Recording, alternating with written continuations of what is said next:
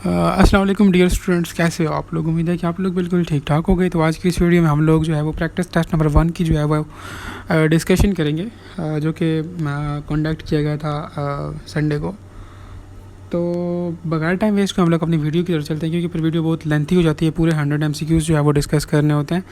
Video start करने से पहले आप लोगों से जस्ट एक रिक्वेस्ट है कि आप लोगों ने वीडियो बिल्कुल लास्ट तक देखनी है। अब लास्ट तक देखने का फ़ायदा क्या होगा, क्योंकि हम लोगों ने आप लोगों को कीज़ भी प्रोवाइड की हैं, ठीक है। लेकिन उन कीज़ का आप लोगों को इतना फ़ायदा नहीं होगा जितना आप लोग इस वीडियो को देख कर जाए वो फ़ायदा लोगे, ठीक है। क्योंकि कीज़ से आप लोग सिर्फ एक उस MCQ का जो पॉइंट ठीक होता है, आप लोग जस्ट वो कॉन्सेप्ट क्लियर करते हो अपना, वो भी कम्प्लीटली क्लियर नहीं होता, ठीक है। जब तक आप उसको किसी और सोर्स से कंसल्ट ना करो या उसको मींस बुक से खुद ना देखो तो। लेकिन वीडियो एक्सप्लेनेशन में हम लोग क्या कर रहे होते हैं कि उस सिर्फ एक स्पेसिफिक ऑप्शन को डिस्कस नहीं कर रहे होते, हम लोग साथ में दूसरे ऑप्शंस को भी देख रहे होते हैं कि दूसरे जो 3 ऑप्शंस रॉन्ग हैं वो क्यों रॉन्ग हैं, ठीक है। इन दिस एंड डैट पे आप लोगों के एक MCQ से टोटल 4 पॉइंट्स क्लियर होते हैं, 4 कॉन्सेप्ट्स क्लियर होते हैं। ओवरऑल 100 MCQs है, तो आप लोगों के एक वीडियो में कंप्लीट वीडियो देखने से आप लोगों के 400 to 500 पॉइंट्स यानी कि 400 to 500 कॉन्सेप्ट्स क्लियर हो रहे होते हैं। तो आप लोगों ने क्या करना है कि वीडियो कंप्लीट देखनी है, ताकि आप लोगों को मैक्सिमम टू मैक्सिमम जो है वो कॉन्सेप्ट्स सीखने का जो है मौका मिल सके। तो बगैर टाइम वेस्ट को हम लोग अपनी वीडियो की तरफ चलते हैं। तो फर्स्ट ऑफ ऑल हमारे पास बायोलॉजी का सेक्शन आता है। अच्छा जी, एक और चीज़ भी आप लोगों को बताते चलूँ कि जो आप लोगों का मेन टेस्ट होता है उसमें MCQ जो है वो मिक्स्ड MCQs होते हैं, ठीक है। इस तरह सेक्शनिंग नहीं हुई होती। ये यहाँ पर सेक्शनिंग करने का मकसद जस्ट ये था कि आप लोगों के सब्जेक्ट वाइज मार्क्स पता चल जाएँ, ताकि आप लोगों को जो वीक सब्जेक्ट है आप लोग उस पर जो है वो मीन्स फोकस कर सको, उस पर जो है वो वर्क कर सको। जस्ट इसका यही मकसद था। तो हमारे पास MCQ नंबर 1 है, कहता है third largest organelle in the animal cell. अब देखें यहाँ पर उसने थर्ड की बात की है, वो हो सकता है एग्ज़ाम में आपसे लार्जेस्ट की बात कर ले, स्मॉलेस्ट की बात कर ले, तो ये चीज़ें आप लोगों ने खुद देखनी है, ठीक है। अब यहाँ पर एनिमल सेल के अंदर हमारे पास जो लार्जेस्ट ऑर्गेनेली होती है वो न्यूक्लियस होती है, एनिमल और प्लांट दोनों में, ठीक है। उसके बाद अगर हम लोग स्पेसिफिकली एनिमल्स की बात करें तो हमारे पास जो सेकंड लार्जेस्ट ऑर्गेनेली होती है वो हमारे पास माइटोकॉन्ड्रिया होती है। लेकिन प्लांट सेल में हमारे पास क्लोरोप्लास्ट होता है, ठीक है। Second largest organelle plant cell में क्लोरोप्लास्ट होता है। अब थर्ड की बात करें तो थर्ड लार्जेस्ट ऑर्गेनेली हमारे पास कौन सी है, इट इज़ अ राइबोसोम्स, ठीक है। राइबोसोम हमारे पास क्या है, ये थर्ड लार्जेस्ट ऑर्गेनेली है। So option B is correct. MCQ number 2 की बात करें, कहते हैं कि in the ribosomes the RNA and proteins are in the ratio of. तो हमारे पास राइबोसोम्स के अंदर जो है वो RNA और प्रोटीन की रेशो सेम होती है, 1:1। So option B is correct. MCQ number 3 की बात करते हैं, कहते हैं कि role of the cyclosis is played by. तो इसमें हमारे पास जो माइक्रोफिलामेंट्स होते हैं, जस्ट माइक्रोफिलामेंट्स, ठीक है, इंटरमीडिएट फिलामेंट्स उसकी हेल्प नहीं करते, जस्ट माइक्रोफिलामेंट्स जो है वो उस साइक्लोसिस में जो है वो रोल प्ले करते हैं। अब आप लोगों ने क्या करना है कि आप लोगों ने माइक्रोट्यूब्यूल्स का देखने के इनका क्या फंक्शन होता है, इंटरमीडिएट फिलामेंट्स का क्या फंक्शन होता है, ठीक है। तो ये आप लोगों का जो है वो मीन्स खुद आप लोगों ने जो है वो बुक से जो है वो ये कंसल्ट करना है और अपने पास नोट करना है। उसके बाद हमारे पास MCQ नंबर 4 है, कहता है कि number of microtubules in mature animal cells. तो माइक्रोट्यूब्यूल्स का उसने पूछा है किसी भी मेच्योर एनिमल सेल के अंदर। तो आप लोगों को पता है कि हमारे पास एक सेल के अंदर 2 सेंट्रियोल्स होते हैं, एक सेल के अंदर 2 सेंट्रियोल्स होते हैं, और हमारे पास एक सेंट्रियोल में हमारे पास 9 माइक्रोट्यूब्यूल्स होते हैं। सो टोटल माइक्रोट्यूब्यूल्स हमारे पास कितने हो जाएंगे फिर 18, 9 × 2। ओवरऑल टोटल उसने एनिमल सेल के बारे में पूछा ना। और आप लोगों को पता है कि एक सेल में कितने होते हैं, 2 सेंट्रियोल्स होते हैं, और एक सेंट्रियोल में 9 माइक्रोट्यूब्यूल्स होते हैं। तो ओवरऑल ये हमारे पास 9 × 2 18 माइक्रोट्यूब्यूल्स बन जाता है। नेक्स्ट हमारे पास MCQ नंबर 5 है, RNA कंटेंट इज़ मोर इन। तो MCQ नंबर 5 में हमारे पास जो बैक्टीरिया होता है उसमें हमारे पास RNA कंटेंट 6% होता है, और ममेलियन में, एनिमल्स में हमारे पास जो होता है वो 1.1 होता है। मींस बैक्टीरिया में हमारे पास RNA कंटेंट ज़्यादा होता है। अब यहाँ पर इस टेस्ट में RNA आपको दिया, लेकिन आप लोगों ने ये टेबल बना हुआ है चैप्टर नंबर 2 में, बिल्कुल पेज नंबर 1 पर, ठीक है। चैप्टर 2 के पेज 1 पर टेबल बना है, वो आप लोगों ने देख लेना कि कौन कौन सी चीज़ों की रेशो सेम होती है एनिमल्स में या मैमल्स में या बैक्टीरियाज़ में, और कौन सी चीज़ है वो किस ऑर्गेनिज्म में जो है वो ज़्यादा होती है। तो यहाँ से अक्सर MCQ आता है, तो वो आप लोगों ने देख लेने हैं। ये तो एग्जामिनर पर डिपेंड करते हैं, हमने RNA का दिया, क्या होता है वो DNA का दे दे, वाटर का दे दे, तो ये चीज़ें आप लोगों ने वहाँ से देख लेनी है। HB मॉलिक्यूल जिधर देखो ये क्वेश्चन लाजमी होता है, तो इसका मतलब है कि ये क्वेश्चन इंपॉर्टेंट है, ये MCQ इंपॉर्टेंट है, इसकी कोटेशनरी स्ट्रक्चर होती है। Option D is correct. MCQ number 7 की बात करें तो हमारे पास कहता है कि in milk sugar the glycosidic bond is, तो जो हमारे पास मिल्क शुगर होता है इसमें 1 to 4 ग्लाइकोसिडिक बॉन्ड होता है, लेकिन अब यहाँ पर हमने मिल्क शुगर दिया है, आपसे वो माल्ट शुगर या कैन शुगर का भी पूछ सकता है, तो आप लोगों को पता होना चाहिए, ठीक है। माल्ट शुगर ये 1 to 4 जो है वो इसमें ग्लाइकोसिडिक लिंकेज होता है, ठीक है, माल्ट में। कैन शुगर में 1 to 2 होता है, और जो माल्ट ये होता है कौन सा है, मिल्क शुगर, इसमें भी 1 to 4 होता है। मिल्क और माल्ट में 1 to 4 ग्लाइकोसिडिक लिंकेज होता है, लेकिन जो हमारे पास जो कैन शुगर होता है इसमें हमारे पास 1 to 2 जो है वो ग्लाइकोसिडिक लिंकेज प्रेजेंट होता है। उसके बाद हम लोग MCQ नंबर 8 की बात करते हैं। कहता है कि which one of the following is inactive enzyme without its cofactor. तो हमारे पास ऑप्शन बी एपो एंजाइम जो है वो ये इनएक्टिव होता है विदाउट इट्स कोफैक्टर, तो option B is correct for MCQ number 8। MCQ number 9 है, कहते हैं कि peptidase and esterase belongs to, तो ये हमारे पास हाइड्रोलेज एंजाइम्स से की जो कैटेगरी है उससे बिलोंग करते हैं। तो आप लोगों ने नॉमेनक्लेचर भी देख लेना, अक्सर यहाँ से भी MCQ आ जाते हैं। इस चैप्टर में बाकी और भी चीज़ें इंपॉर्टेंट है, लाइक जो मॉडल्स हैं आप लोगों के पास, अक्सर उसमें से आ जाता है कि हमारे पास एंजाइम की शेप फिक्स होती है अकॉर्डिंग टू विच मॉडल। इसके बाद फर्दर आप लोगों के पास कुछ pH गिवन होती हैं, वो कभी कभार आ जाती हैं। इनहिबिटर्स में एग्जांपल्स उसकी इंपॉर्टेंट है, वो आ जाती हैं, ठीक है। नेक्स्ट हमारे पास MCQ नंबर 10 है, कहते हैं कि एसेसरीज पिगमेंट्स आर, तो हमारे पास जो एसेसरीज पिगमेंट्स होते हैं वो हमारे पास होते हैं red, orange and yellow. Option D is correct. Accessories pigments हमारे पास रेड, ऑरेंज एंड येलोज होते हैं, और कैरोटिनॉइड पिगमेंट्स हमारे पास orange, yellow, red and brown होता है, ठीक है। अब यहाँ पर हम लोगों ने एसेसरी पिगमेंट्स का पूछा, तो मेन टेस्ट में वो आपसे कैरोटिनॉइड पिगमेंट्स का भी पूछ सकता है, तो ठीक है। एसेसरीज पिगमेंट्स हमारे पास रेड, ऑरेंज एंड येलो होते हैं, ऑप्शन डी इज़ करेक्ट। लेकिन अगर कैरोटिनॉइड पिगमेंट्स का कोई पूछे तो आप लोगों ने orange, yellow, red and brown कहना है, ठीक हो गया। MCQ नंबर 11 में कहता है कि in chlorophyll B the porphyrin ring is attach to. MCQ number 11 में कहता है in chlorophyll B porphyrin ring is attach to, तो हमारे पास जो है वो ये अटैच होता है एल्डिहाइड ग्रुप के साथ, ठीक है। अब यहाँ पर हम लोगों ने क्लोरोफिल बी का पूछा है, लेकिन हो सकता है मेन टेस्ट में वो आप लोगों से क्लोरोफिल ए का पूछ ले, तो आप लोगों ने ए का भी देख के अपने पास नोट कर लेना है। MCQ नंबर 12 में कहता है कि for 1 glucose how many dark reactions, light reactions, ATPs and NADPH2 are required. तो ये थोड़ा है, मींस इजी है, लेकिन थोड़ा कंफ्यूज करके दिया हुआ है, ठीक है। एक ग्लूकोज के लिए हमें कितने डार्क रिएक्शंस चाहिए, कितने लाइट रिएक्शंस चाहिए, कितने ATPs चाहिए, कितने NADPH2 चाहिए, ठीक है। तो हमारे पास एक ग्लूकोज के लिए हमें 2 डार्क रिएक्शंस चाहिए होते हैं, 6 हमारे पास लाइट रिएक्शंस जो है वो चाहिए होते हैं, एक ग्लूकोज की बात कर रहे हैं, ठीक है। और 18 हमारे पास ATPs चाहिए होते हैं, और हमारे पास 12 NADPH2 चाहिए होते हैं। So option D is correct for MCQ number 12। 13 MCQ में कहता है कि 1 ADH2 and 1 FADH2 yields the energy. ये काफ़ी इंपॉर्टेंट जो है वो MCQ है। MCQ नंबर 13 हमारे पास NADH2 हमारे पास ये 3 ATPs देता है, और FADH2 हमारे पास 2 ATPs देता है। So option B is correct. Next हमारे पास है genome of the most animal and higher plants is, तो वो हमारे पास DNA होता है। MCQ नंबर 15 में कहता है कि HIV कंटेन्स, HIV हमारे पास 2 RNAs होते हैं, ठीक है। अब बाकी जो वायरसेज हैं आप लोगों की बुक में उनका भी देखना है कि उनमें हमारे पास कौन कौन सी चीज़ें होती हैं, ठीक है। फ्लू वायरस में I think 8 pieces of RNAs होते हैं, तो इस तरह से और भी चीज़ें हैं, तो आप लोगों ने वो देख लेनी है। कहता है कि MCQ number 6 only human disease caused by viroids. MCQ number 16 तो इसमें हमारे पास सिर्फ हेपेटाइटिस डी जो है वो ये वायराइड्स कॉज करता है। Option B is correct. Rhizobium ये बहुत मीन्स बाहर आ भी जाता है। राइजोबियम हमारे पास अल्फ़ा प्रोटोबैक्टीरिया है, लेकिन आप लोगों ने बीटा, गामा, डेल्टा और एप्सिलॉन प्रोटोबैक्टीरिया की एग्जांपल्स भी याद करनी है। MCQ नंबर 18 की बात करें, कहते हैं कि milk sugar is pasteurised by heating for 50 seconds on at the temperature of, तो मिल्क शुगर को हम लोग जो है वो 15 सेकंड के लिए 72 डिग्री पर जो है वो हीट करते हैं या पैस्चराइज करते हैं। So option C is correct. Next हमारे पास MCQ नंबर 19 है, कहता है plasmodium is found at the different stage of man and mosquitoes in which stage it can be seen in both the host.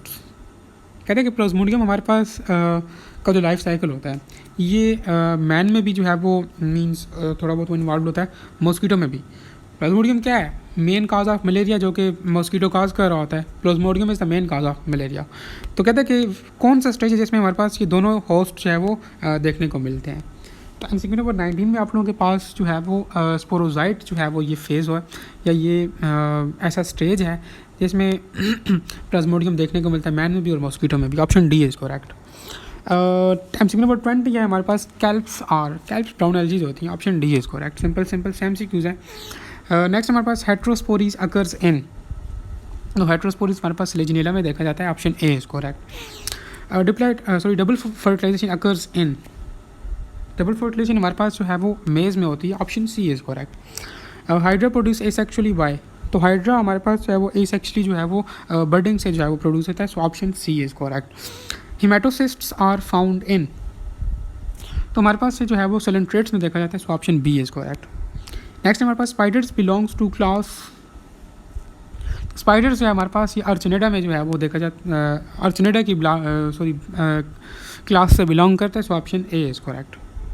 Select the macro nutrients, अब यहाँ पर macro का पूछा है, आप एग्जाम में आप आपसे माइक्रो का भी पूछ सकते हैं, ठीक है। तो आप लोगों ने ये टेबल गिवन होगा, चैप्टर नंबर 10 है आई थिंक, तो उससे जो है वो इस टेबल को जो है वो आप लोगों ने कम्प्लीटली याद कर लेना है। अब जिंक जो है it is a micro element, not a macro. Iron है, फास्फोरस है, आयोडीन है। तो इसमें हमारे पास जो फास्फोरस है वो मैक्रो है, बाकी सारे माइक्रो न्यूट्रिएंट्स गिवन है। So option C is correct. Next है phloem tissues are composed of MCQ number 27 phloem tissues are composed of option D sieve cells, ठीक है। फ्लोएम टिश्यूज में हमारे पास सीव सेल्स होते हैं, ठीक है। अब ये देखिए सिंपल, उन्होंने हेडिंग्स का पूछा हुआ है, तो मीन्स आप लोगों ने इस तरह से जो है अपने आप को प्रिपेयर करना है, बहुत डीप भी जाने की ज़रूरत नहीं है, ठीक है। तो इस इसी तरह के MCQ होते हैं। MCQ नंबर 28 में कहता है after buying green bananas and avocados, कहता है कि they are kept in the brown bag to ripen, the hormone released by the fruit and trapped in the bag is probably, तो उसके लिए इथाइलिन यूज़ करते हैं। Option C is correct. और भी इंजाइम्स गिवन है इस चैप्टर में, तो आप लोगों ने वो भी देखने हैं, ठीक है।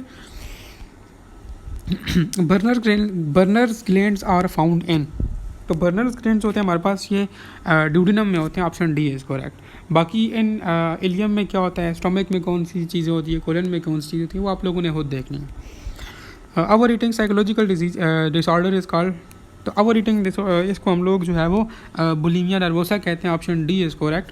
तो वहाँ पर फर्दर एक दो डिजीज़ और भी मेंशन है, बुलिमिया, एनोरेक्सिया है, डिस्पेप्सिया है, तो ये आप लोगों ने खुद देखना है, ठीक है। जस्ट सिंपल इनके इंट्रोडक्शन आपको पता हो कि ये मीन्स क्या होता है। अब देखिए यहाँ पर उसने जस्ट सिंपल डेफिनेशन पूछी है कि ओवर ईटिंग साइकोलॉजिकल डिसऑर्डर वो बुलिमिया नर्वोसा होता है, तो क्या बताओ एग्जाम में वो आपसे एनोरेक्सिया का पूछ ले, तो आप लोगों ने एनोरेक्सिया को भी देखना है। नेक्स्ट हमारे पास MCQ नंबर 31 में कहता है कि interval of the pacemaker signals from the SA node to AV nodes, तो हमारे पास MCQ नंबर 31 में हमारे पास option B is correct. 0.1 seconds हमारे पास जो है वो इंटरवल होता है पेस मेकर्स का जब वो मूव करते हैं from SA nodes to AV nodes. Option B is correct. MCQ number 32 में कहता है in fishes the heart pump, तो फिशेस में हमारे पास इम्प्योर ब्लड जो है वो गिल्स की तरफ जाता है। Option D is correct. MCQ number 33 में आपको कहता है कि thalassemia major is also called as, thalassemia major is also called as हमारे पास इसको कोलिस एनीमिया कहते हैं। Option B is correct. बाकी जो टाइप्स ऑफ एनीमियाज वो भी आप लोग देख सकते हो। एनीमिया इटसेल्फ क्या होता है, सिकल सेल एनीमिया क्या होता है, सिकल सेल एनीमिया में कौन सी चीज़ किस चीज़ को जो है वो रिप्लेस करती है, ठीक है। Glutamic acid is replace by valine, इस तरह से कुछ है, तो ये भी आप लोगों ने देख लेना, अक्सर ये MCQ भी आ जाता है। MCQ नंबर 34 की बात करते हैं, कहते हैं कि an adult immune disorder in which the stiffness and inflammation of the vertebra occur, तो इसमें आप लोगों के पास एंक्लोसिस स्पॉन्डिलाइटिस आता है। Ankylosis spondylitis option A is correct. इसमें हमारे पास जो है वो ये बेसिकली ये ऑटो इम्यून डिजीज़ है, ठीक है, जिसमें हमारे पास स्टिफनेस और इन्फ्लेमेशन हो रही है वर्टिब्रास की। Option A is correct. Last MCQ from biology section कहता है कि एंटीसेप्टिक्स ड्रग्स बेसिकली वो ड्रग्स होती हैं जो कि हमारे पास टेम्परेचर को जो है वो लो करती हैं सेट पॉइंट से। So option B is correct, it lowers the temperature set point. ना हम लोग अब फिज़िक्स पोर्शन की बात कर लेते हैं। अच्छा, मैं फ़िज़िक्स पोर्शन कोशिश करूँगा कि यहाँ पर ही आप लोगों को एक्सप्लेन कर दूँ, मीन्स समझा दूँ, मैं कोशिश करूँगा, ठीक है। अगर मीन्स फॉर एग्जांपल फिर भी अगर आप लोगों को कोई एमसीक्यू समझ नहीं आता या पूरा फिज़िक्स पोर्शन ही समझ नहीं आता, तो आप लोग कमेंट सेक्शन के अंदर फ्रीली मुझे मैसेज कर सकते हो, तो मैं इंशाल्लाह इस पर सेपरेटली वीडियो जो है बना लूँगा पेज पर, ठीक हो गया। मीन्स पेज पर कैलकुलेट करके बता दूँगा। अगर मैंने यहाँ पर अभी वो कर लिया तो क्योंकि वीडियो और लंबी हो जाएगी, फिर इतनी लंबी वीडियोज़ आप लोग देखते नहीं हो ना, तो इसलिए मीन्स अभी तो मैं कोशिश करूँगा अपनी कि आप लोगों को यहाँ पर ही मैं एक्सप्लेन कर लूँ।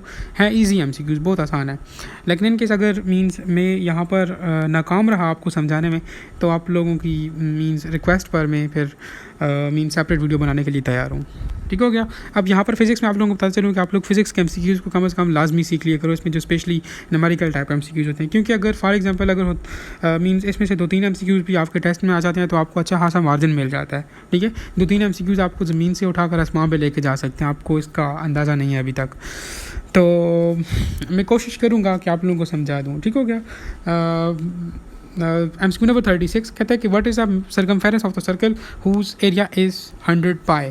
तो देखो हमारे पास अब उसने सिंपल सर्कमफेरेंस पूछा है और उसने हमें एरिया दिया हुआ है, ठीक है। अब हमें सर्कमफेरेंस का फॉर्मूला तो पता है, वो 2 पाई आर के इक्वल होता है, लेकिन आर गिवन नहीं है, तो फर्स्ट ऑफ ऑल हम लोग आर कैलकुलेट करेंगे।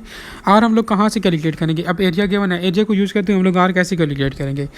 हमें पता है कि area is equal to pi r square की इक्वल होता है, ठीक है। अब एरिया हमारे पास हमें पता है, एरिया उसने 100 पाई दिया हुआ है, 2 पाई कांस्टेंट है, ठीक है। सॉरी 2 पाई तो पाई आर स्क्वायर है, मींस पाई कांस्टेंट है और आर हमने फाइंड कर लेना है। तो यहाँ से हम लोग आर फाइंड कर लेंगे तो वो हमारे पास आ जाएगा 10, ठीक है, वो 10 आ जाएगा, क्योंकि हमारे पास 100 is equal to r square हो जाएगा ना, एरिया हमें 100 गिवन है, तो 100 का अंडर रूट लेंगे तो हमारे पास वो 10 आ जाएगा, ठीक है। तो यहाँ से आर 10 आ गया, तो जस्ट सिंपल उसको आप लोग सर्कमफेरेंस के फार्मूला में पुट करो और आप लोगों के पास 25 आंसर आ जाएगा, ठीक है।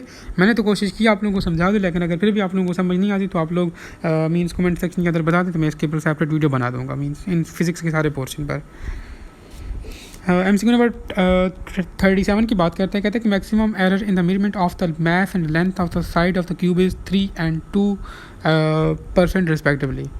तो फिर वो पूछता है कि then what will be the maximum error in the measurement of its density. तो सिंपल उसने डेंसिटी का पूछा हुआ है कि उसमें मैक्सिमम एरर कितना आ सकता है। तो सिंपल है, हमसे डेंसिटी पूछा, तो हमारे पास डेंसिटी हम पता है कि हमारे पास मास और वॉल्यूम होता है, लेकिन यहाँ पर उसने वॉल्यूम की जगह उसने हमें लेंथ दिया हुआ है, ठीक है, और लेंथ भी किसका है? क्यूब का है, ठीक है। सो हम लोग इसको लिखेंगे कि density is equal to mass over length cube, L3, ठीक हो गया। अब जैसे सिंपल आप लोगों ने वैल्यूज पुट करनी है, ठीक है। मास की जगह 3 आ जाएगा और लीटर की जगह 2 का क्यूब। अब आप लोगों को अगर मींस आप लोगों ने अगर चैप्टर नंबर 1 में जो है वो पढ़े हों additive law, sorry addition rule, subtraction rule, power rule, तो उसके अकॉर्डिंगली हम लोग जाएंगे, ठीक है। अब पहली बात तो ये कि पावर फैक्टर क्या होता है। पावर फैक्टर अब 2 की पावर 3 है डिनोमिनेटर में, तो अब इसका मतलब नहीं है ना कि 2 की पावर 3 को हम लोग 9 लिखेंगे, 2 × 2 लिखेंगे, सॉरी 8 लिखेंगे। अब पावर रूल में हम लोग क्या करते हैं, पावर को जस्ट सिंपल मल्टीप्लाई करते हैं, उसका क्यूब नहीं ले लेते, ठीक है। ये 2 × 3 हो जाएगा 6, ठीक है। अब नोमिनेटर में हमारे पास कितना है? 3 है, डिनोमिनेटर में हमारे पास 6 है, ये हमारे पास कितना बन जाएगा? तो ये सिंपल हमारे पास बन जाता है हमारे पास 3/6। तो अब यहाँ पर हम लोगों ने यहाँ पर डिवीजन रूल अप्लाई करना है। डिवीजन रूल क्या कहता है कि अगर कोई चीज़ें डिवाइड हो रही हैं हम लोग उसको डिवाइड नहीं करेंगे, लेकिन हम उसको प्लस कर लेंगे। अब ये 3 + 6 हो जाएगा, ये नीचे वाला जो 6 है ये ऊपर आ जाएगा, तो ये 9 हो जाएगा। Option D is correct. मैंने तो कोशिश की है, बार बार कह रहा हूँ, लेकिन इन केस अगर आपको समझ नहीं आ रही तो आप मुझे बता दें, तो मैं फिर उस पर मीन्स सेपरेट वीडियो बना लूँगा, मसला नहीं है।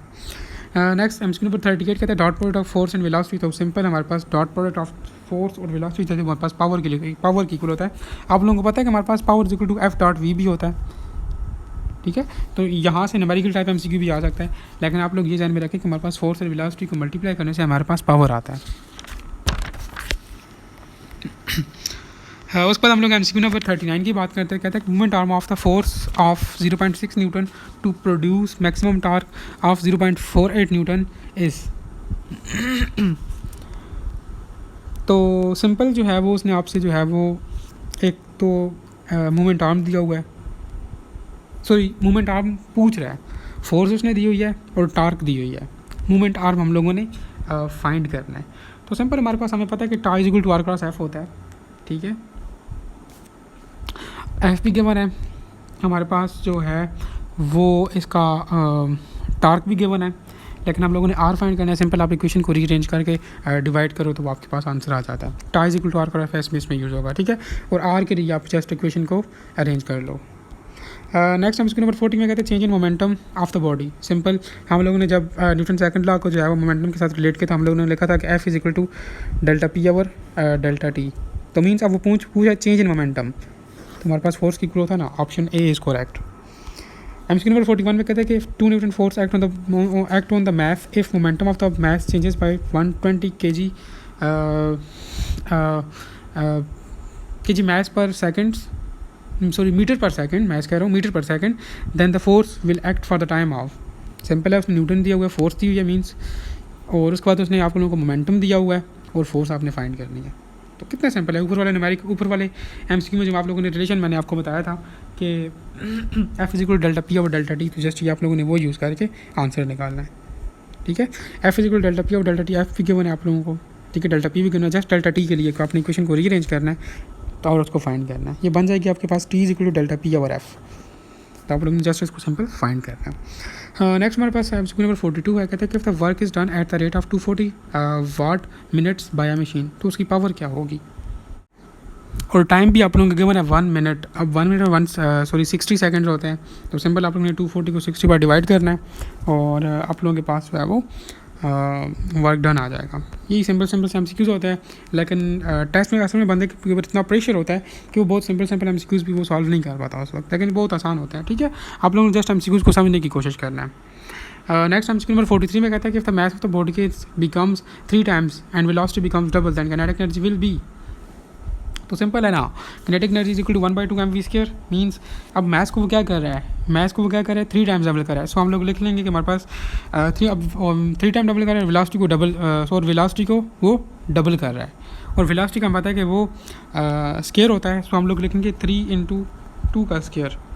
जस्ट सिंपल आप लोग इसको जो है वो मल्टीप्लाई करें तो आप लोगों के पास जो है वो आंसर आ जाएगा, जो कि 12 टाइम्स बनता है। Option B is correct. तो ये सिंपल एमसीक्यूज़ होते हैं।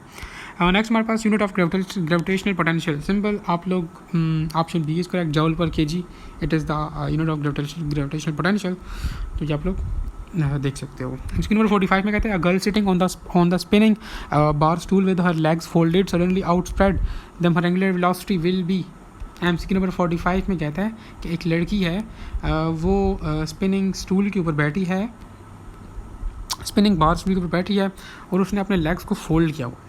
सडनली वो उनको स्प्रेड करती है, तो उसकी एंगुलर वेलोसिटी क्या होगी, इंक्रीज़ होगी, डिक्रीज़ होगी, रिमेन सेम होगी, या पहले वो इंक्रीज़ होगी फिर उसके बाद वो डिक्रीज़ होगी, क्या होगा।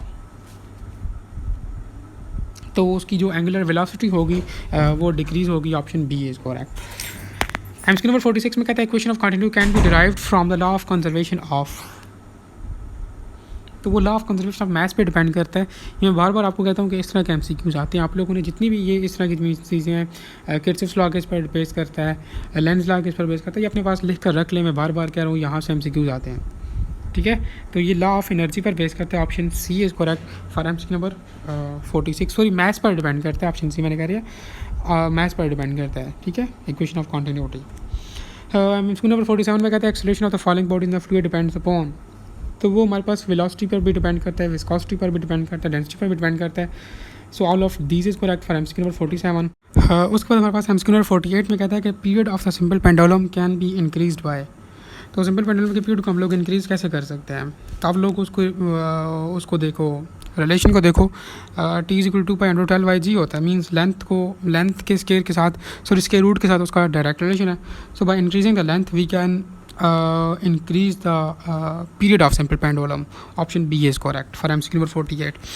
MCQ number 49 में कहता है, time period of the simple pendulum is 2s if length is increased by 4 times then its periods become। तो सिंपल से MCQ से ये 9-10 से आप लोग करते हैं, तो इसको आप लोग खुद सॉल्व करोगे। वैसे इसमें ऑप्शन जो है वो डी आता है, तो बहुत आसान MCQ। ये 10th में आप लोगों का शॉर्ट क्वेश्चन भी था, तो आप लोग इसको वेरी इजीली समझ सकते होगे। MCQ number 50 में कहता है कि in vacuum all electromagnetic waves have same dash. उसकी स्पीड सेम होती है, एनर्जी, फ्रिक्वेंसी या वेवलेंथ। तो हमारे पास उनकी स्पीड सेम होती है, ठीक है। वैक्यूम में जितनी हमारे पास इलेक्ट्रोमैग्नेटिक वेव्स होती हैं उनकी हमारे पास स्पीड जो है वो सेम होती है। एमसीक्यू नंबर 51 में कहता है कि wavelength of the sound made from the tuning fork of the frequency 330 hertz is nearly equal to, तो just simple v is equal to F lambda आप लोगों ने यूज़ करना है, ठीक है। और यहाँ से मीन्स अब हम लोगों ने वेवलेंथ फाइंड करनी है, तो वेवलेंथ के लिए आप लोग इक्वेशन को अरेंज कर लो। लैम्डा आप लोगों के पास बन जाएगा lambda is equal to V over F. तो v आप लोगों के पास आपको पता है कि स्पीड ऑफ साउंड जो है हमारे पास एयर में 330 होती है, और यहाँ पर फ्रिक्वेंसी भी उसने गिवन है 330। तो 330 से कैंसिल होगा, आप लोगों के पास जस्ट 1 मीटर आंसर आएगा, which is option D I think, yes. So option D is correct. अब देखें कितने आसान MCQs हैं। MCQ नंबर 52 में कहता है कि we can hear sound but can not see, it is because of. कहता है कि साउंड को हम लोग जो है वो सुन सकते हैं, इसको देख नहीं सकते। ये क्यों होता है? ये बेसिकली ये डिफ्रैक्शन की वजह से होता है, ठीक है। नेक्स्ट हमारे पास MCQ नंबर 53 में कहता है कि colours in the soap bubble is due to, जब आप साबुन होता है वो बुलबुले जब हम बनाते हैं तो वो कहता है उसमें जो कलर्स, डिफरेंट कलर्स आप लोगों ने देखे होंगे, बड़े खूबसूरत से कलर होते हैं। कहता है कि वो किस वजह से हो रहे होते हैं, तो वो बेसिकली हमारे पास इंटरफेरेंस होती है, इंटरफेरेंस का प्रोसेस हो रहा है, उसकी वजह से हमारे पास वो कलर्स जो है वो दिखाई दे रहे होते हैं ये सॉफ्ट बबल्स में। कहते हैं कि which one can not be polarised, बहुत आसान MCQs है। कहते हैं कि हमारे पास which one can not be polarised, तो ultrasonic waves can not be polarised, radio waves को पोलराइज कर सकते हैं, अल्ट्रा यूवी को भी कर सकते हैं, एक्सरेज को भी कर सकते हैं, अल्ट्रासोनिक को हम लोग पोलराइज नहीं कर सकते। सो option D is correct. MCQ number 55 में कहता है कि how much heat is absorbed by 100 grams of the water when its temperature decreases from 25 degree to 15 degree, और हीट कैपेसिटी भी उसने दिया है 4.2 जूल पर किलोग्राम। तो दिखने में ये MCQ बहुत मुश्किल लगता है, लेकिन है बहुत आसान। क्यों आसान है? सिंपल, इसमें Q is equal to MC delta T use होता है, ठीक है। Q आप लोगों ने फाइंड करना है, मैथ आपको गिवन है जो कि आप लोगों के पास है जी, किधर है 100 ग्राम्स, ठीक है। और फर्दर आप लोगों के पास जो है वो अब C जो है, what is C is the heat capacity, ये लास्ट में आप लोगों का गिवन है 4.2 joules per kilogram. Delta T क्या है? T2 minus T1, simple, just आप लोग Q is equal to MC delta T में वैल्यूज़ पुट करोगे तो आप लोगों के पास आंसर आ जाएगा। तो ये था आप लोगों का फिजिक्स का क्वेश्चन। मैं दोबारा आप लोगों से कहता हूँ, अगर आप लोगों को समझ नहीं आया कोई पॉइंट, कोई MCQ, मैंने तो कोशिश की, हालांकि क्योंकि आसान MCQs थे, बहुत आसान MCQs थे। एक दो MCQs में आप लोगों को शायद मसला हो, स्पेशली पहले 2 MCQs जिसमें वो रूल्स वगैरह हैं, तो वो आप लोग मुझे बता सकते हो, मैं उस पर सेपरेट वीडियो बना दूँगा। अब नेक्स्ट पोर्शन हमारे पास इंग्लिश का आता है। अब इंग्लिश में बेसिकली मैं आपको अगर बात बताऊं तो इंग्लिश में मैं मींस यहाँ पर जिस तरह प्रपोजिशन हो गया, वॉइसेस होगी, अब ये तुम्हें सारे रूल्स यहाँ पर डिस्कस नहीं कर सकता ना, तो जो करेक्ट ऑप्शन है वो मैं बता सकता हूँ, ठीक है। तो इसको भी बस जल्दी जल्दी देखते हैं इंग्लिश को। इंग्लिश में हमारे पास जो MCQ नंबर 1 है, acquaintance means a person whom. तो बेसिकली अगर आप QMUCAT के लिए प्रिपेयर करें तो QMUCAT में हमारे पास मींस अगर इंग्लिश का पोर्शन आए तो वो उसमें से वोकैबुलरी के 1-2 वर्ड्स लाजमी देते हैं, ठीक है। 2020 वाला जो टेस्ट था उसमें इंग्लिश में वोकैबुलरी थी, लेकिन अगर आप 2021 का टेस्ट उठाकर देखें तो उसमें इंग्लिश का कोई भी MCQ नहीं था। अब क्यों नहीं था ये हमें नहीं पता, ये QMU वाले ही बता सकते हैं। तो 56 में हमारे पास ऑप्शन बी आता है। कहते हैं कि ये वो बंदा होता है a one who nose but is not a close friend,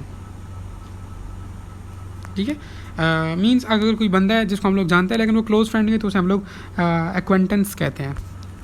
MCQ number 57 में कहता है कि chuckle means, chuckle basically it is the suppressed laughter को कहते हैं, ठीक है। Chuckle is a suppressed laughter. 58 no wonder employs, no wonder का मतलब क्या होता है?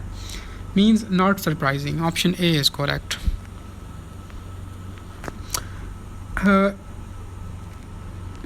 amicable is nearly opposite in the meaning too, तो बेसिकली इट इज़ इसमें हमारे पास ऑप्शन बी आता है हॉस्टाइल, ठीक है। नेक्स्ट हमारे पास कहता है there are dash fishes in the pond. तो ये इस तरह के MCQs, प्रपोजिशन वाले MCQs, ये चीज़ें बहुत इंपॉर्टेंट होती हैं, ठीक है। इनके आप लोग रूल्स वगैरह एक मरतबा कहीं से वीडियो से या किसी लेक्चर से सुनकर अपने पास नोट करके रख लें, उनको डेली मीन्स रिवाइज करें, MCQs की प्रैक्टिस करें, तो ये चीज़ें आप लोगों की क्लियर हो जाती हैं। There are dash fishes in the pond, तो हमारे पास there are many fishes in the pond, ठीक है, many fishes in the pond. कोशिश करें कि नसीर अब्बास QC के टीचर हैं, उनके लेक्चर्स देखे तो उन्होंने बहुत अच्छे से एक्सप्लेन किया है, ठीक है। अगर आप लोग बोलेंगे तो मैं इस तरह करूँगा कि प्रपोजिशंस या इस तरह की जो चीज़ें आर्टिकल्स में से MCQs आते हैं तो मेरे पास नोटेड फॉर्म में पड़ी हैं, वो मैं एक्सप्लेन कर दूँगा आपको। अब यहाँ पर मैं असल में सारी चीज़ें एक्सप्लेन नहीं कर सकता। नेक्स्ट हमारे पास MCQ नंबर 61 कहता है कि he is grieving dash is deceased father. MCQ number 61 में हमारे पास he is deceasing at his deceased father, option A is correct. Next कहते हैं the boys go dash the bus at the terminal. तो ये हमारे पास MCQ नंबर 62 में हमारे पास ऑप्शन सी आता है, the boys got off the thief ran dash the street to the other side and hide under the bridge. तो इसमें हमारे पास option B is correct, the thief ran across the street, ठीक है, across the street होगा। Choose the correct statement, basically इसमें हमारे पास जो है वो option A is correct, I am Pakistani and so is she. Next कहते हैं MCQ नंबर 65 में I insist dash the withdrawal of your statement. I insist on the withdrawal of your statement, ठीक हो गया। The president dash on the TV tonight. तो ये हमारे पास इसमें MCQ नंबर 66 में आता है, ऑप्शन बी विल स्पीक, ठीक है। MCQ number 67 do not poke your nose dash my affairs.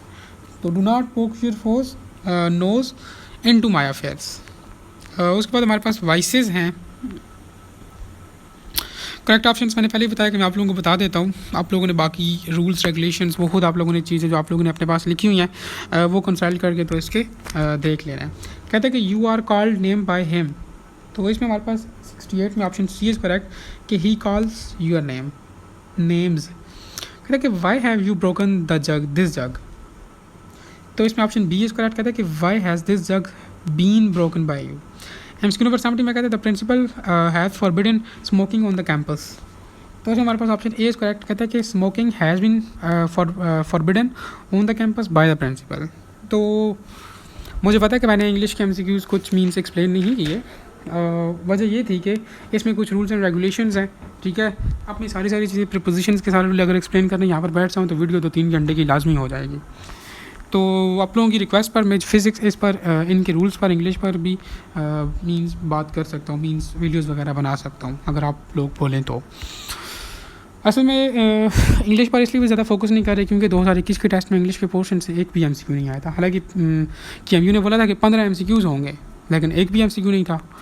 आप लोग भी जस्ट कोशिश करें कि जस्ट इसको दिन में आधा घंटा दें, इससे ज़्यादा टाइम इंग्लिश को ना दें, ठीक है। और उसके बाद हम लोग बस केमिस्ट्री की डिस्कशन करते हैं। कहते हैं कि सोडियम, कहते हैं कि sodium is iso electronic with. तो आइसो इलेक्ट्रॉनिक का क्या मतलब होता है? आइसो का मतलब सेम होता है, इलेक्ट्रॉनिक का मतलब इलेक्ट्रॉन्स होते हैं। मीन सोडियम के इलेक्ट्रॉन्स किसके साथ मैच करते हैं?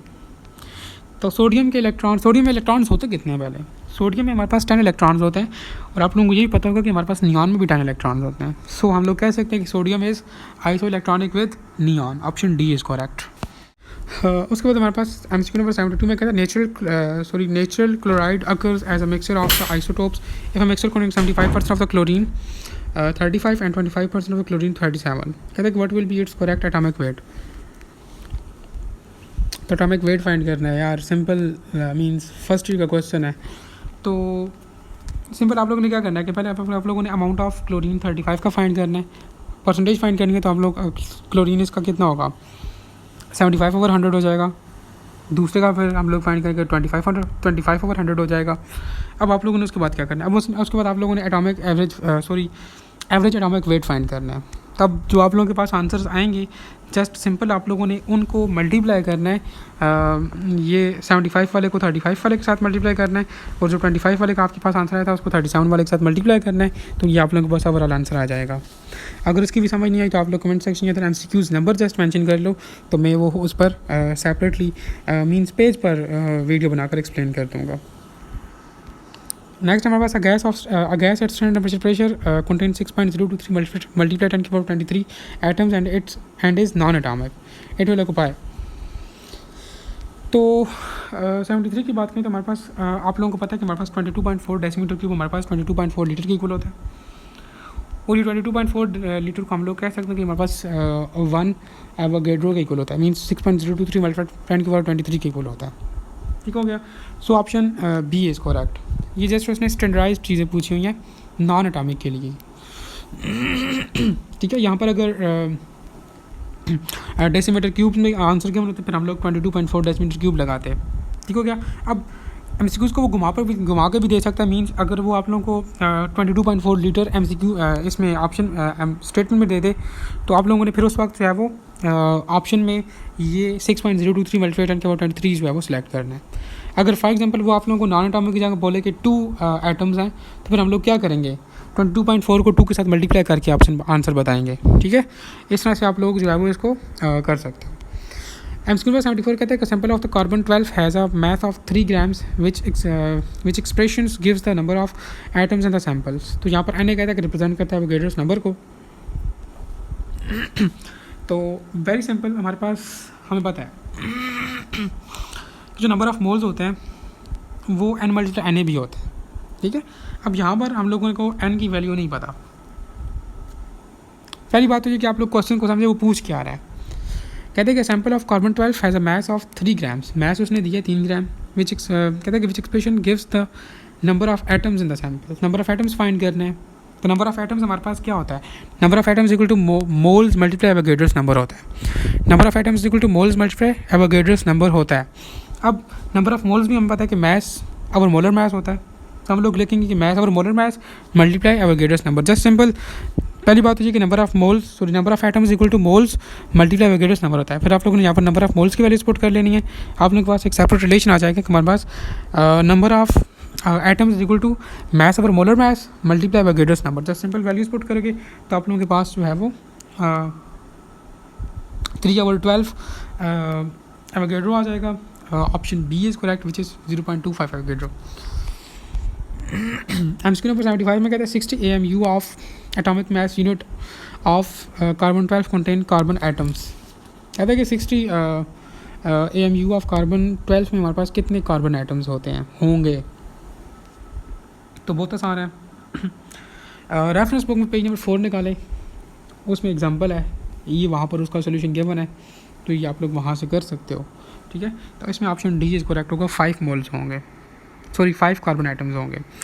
MCQ नंबर 76 कहता है कि which one of the following rays had longest wavelength. हमारे पास जो इंफ्रारेड होती है उसकी वेव लेंथ लॉन्गेस्ट होती है, लेकिन उसकी जो एनर्जी होती है वो बिल्कुल कम होती है। MCQ नंबर 77 कहता है कि continuous absorption spectrum is obtained from, तो it is obtained from excited atoms, option A is correct. Number of orbitals and m shells of an atom, simple यहाँ पर 2n² फार्मूला यूज़ होगा। अब n की value क्या है, KLM, m is equal to 3, k की value 1 होती है, l की वैल्यू 2 होती है, m की वैल्यू 3 होती है, एंड सो ऑन। ठीक है, यहाँ पर m का उसने पूछा है, 2n² फार्मूला यूज़ होगा, n की जगह आप लोग 3 पुट करोगे तो आप लोगों के पास आंसर आ जाएगा। 78 में हमारे पास option D is correct which is 9। MCQ number 79 में कहता है कि nitrogen has 3 unpaired electrons according to, तो नाइट्रोजन के 3 अनपेयर्ड इलेक्ट्रॉन्स होते हैं, वो हंड्स रूल स्टेट करता है।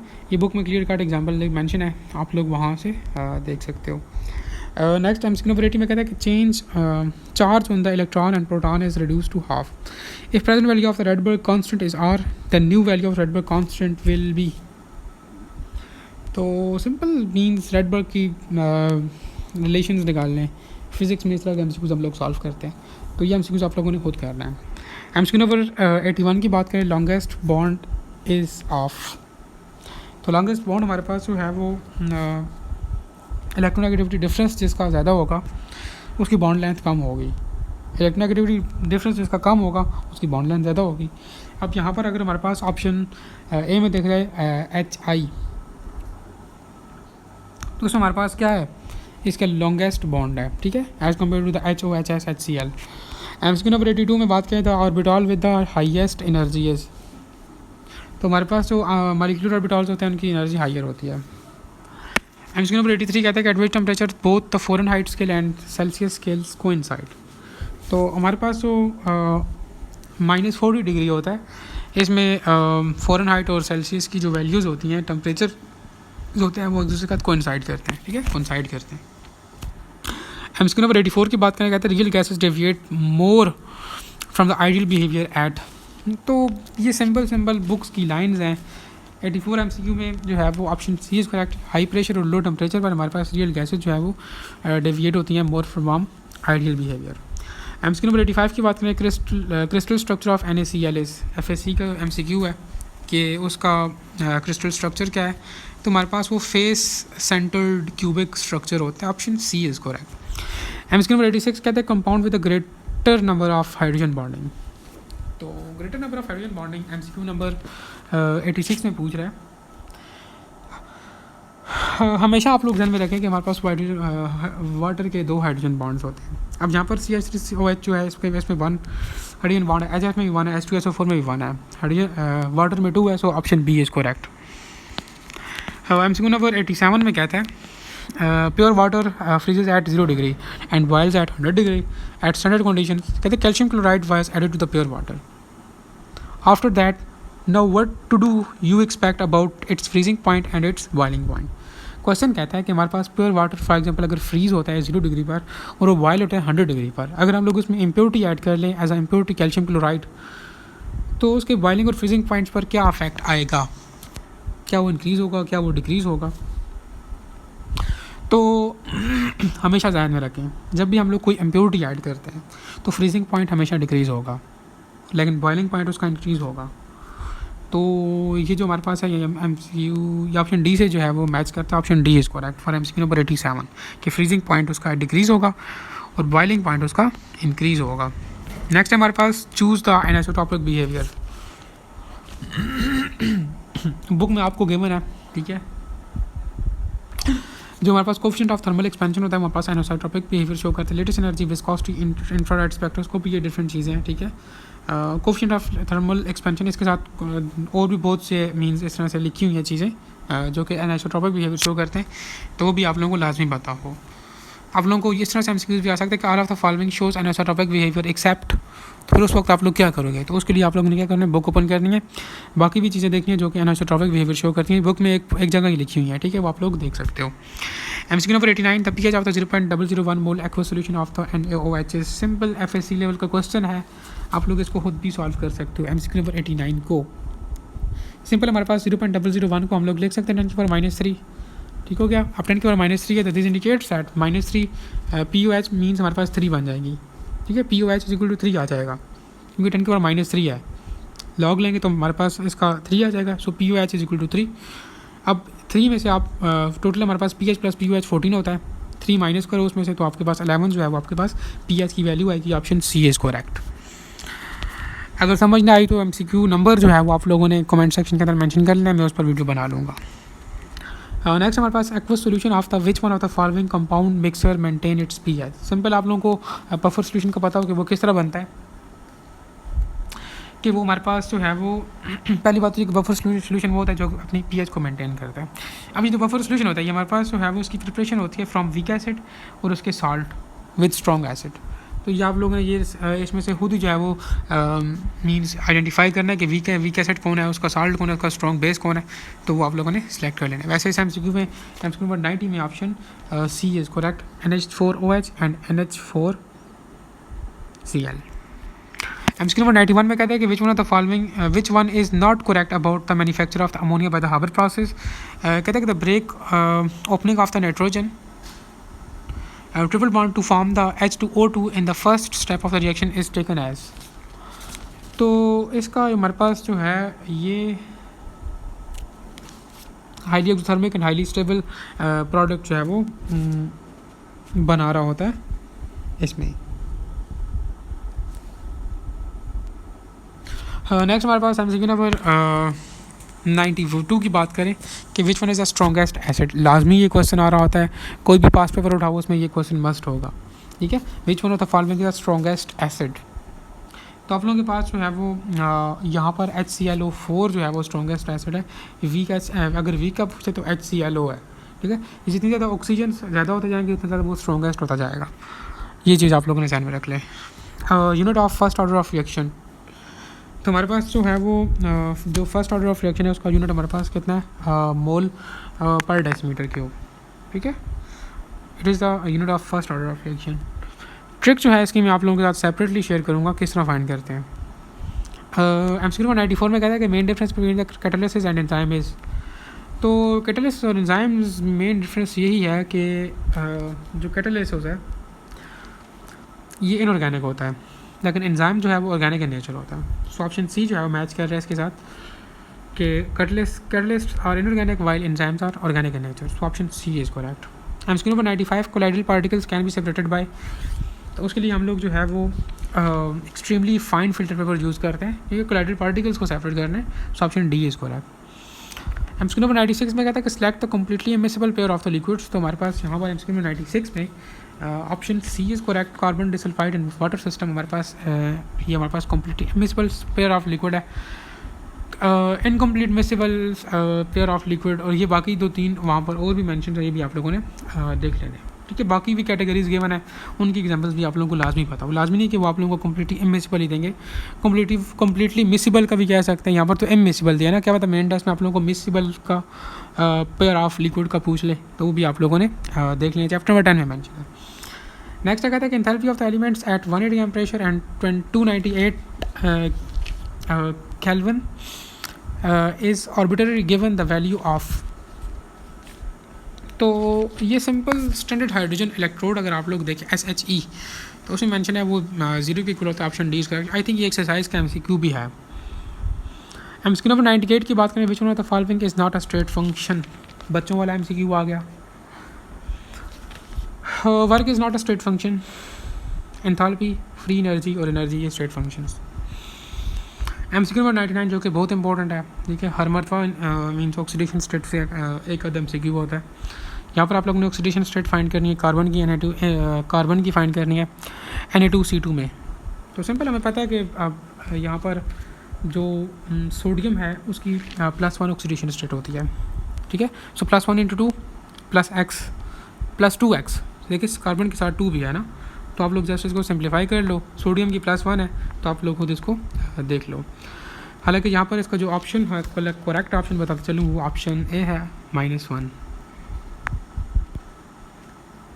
लास्ट टाइम MCQ कहते हैं कि choose the incorrect statement about the corrosion, incorrect statement, ठीक है। तो अगर हम लोग देखें MCQ इसको ऑप्शन ए को कहते हैं कि corrosion can not be eliminated completely, बिल्कुल जी कोरिजन को हम लोग कम्प्लीटली एलिमिनेट नहीं कर सकते। Option B eliminating the modern techniques corrosion can be completely eliminates, हम लोग फर्स्ट ऑप्शन में बोल चुके हैं कि कोरिजन कम्प्लीटली एलिमिनेट होती ही नहीं है। सो ऑप्शन बी जो है वो इसमें थोड़ा बहुत डाउट है। ऑप्शन सी में कहता है corrosions process can be slowed down by certain methods, बिल्कुल हम लोग कोरिजन के प्रोसेस को स्लो कर सकते हैं, उसको बिल्कुल कम्प्लीटली एलिमिनेट या ख़त्म नहीं कर सकते। ऑप्शन डी कहते हैं the presence of the acetic oxide in the environment can accelerate the process of corrosion, तो बिल्कुल एसिडिक ऑक्साइड्स ही होते हैं जो कि कोरिजन्स कर रहे होते हैं। तो ऑप्शन डी भी ठीक है, लेकिन ऑप्शन बी जो है वो इट इज़ इनकरेक्ट, और इस MCQ जो करेक्ट ऑप्शन है वो ऑप्शन बी है। तो ये था आप लोगों का टेस्ट नंबर 1 जो कि हम लोगों ने जो है वो आप लोगों से कॉन्टैक्ट किया था संडे वाले दिन। तो ये थी उसकी वीडियो एक्सप्लेनेशन, और टेस्ट 2 भी हम लोग कंडक्ट करेंगे सेकंड ईयर फुल टेस्ट में से, और एक full means first year second year दोनों में से एक टेस्ट होगा, तो वो भी आप लोग दे सकते हो। इसके अलावा अगर आप लोगों के क्वेश्चन वगैरह हो, स्पेशली ये कि आप लोगों को किसी MCQ की अगर समझ नहीं आई, तो आप लोग जस्ट उस MCQ का नंबर जो है वो कमेंट सेक्शन के अंदर मैसेज कर लें, कमेंट कर दें। Thank you.